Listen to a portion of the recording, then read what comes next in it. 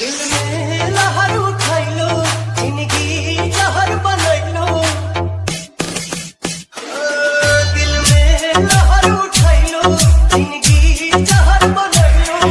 जैसे तू अइलू हो, तू सनम बेवफा हो गइलू हो। तू सनम बेवफा हो गइलू हो।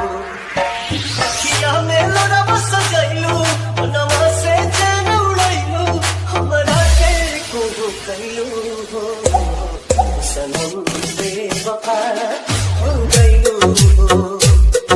सनम बेवफा हो गइलू हो।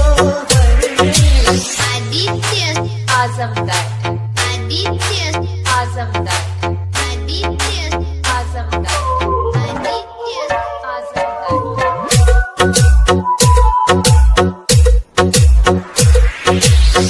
प्यार के सुनर सपना सजा के साथ निभाना पइलू। सात जन्म के वादा कई के अपन हाथ छड़ैलू। नैया में भरल जुदाई कइलू तू बेवफाई। नैया में भरल जुदाई कइलू तू बेवफाई। काहे जुलम तू कइलू हो, तू सनम बेवफा हो गइलू हो। तू सनम बेवफा हो गइलू हो। आदित्य आजमगढ़, आदित्य आजमगढ़, आदित्य आजमगढ़, आदित्य आजमगढ़।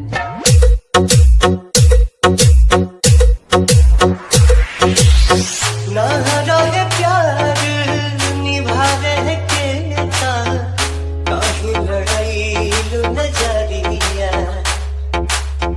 सावन भादो भइल बयखिया, लोरवा बनल बा बदरिया। दिहलू सितम के धोखा, हमरा से कइलू धोखा।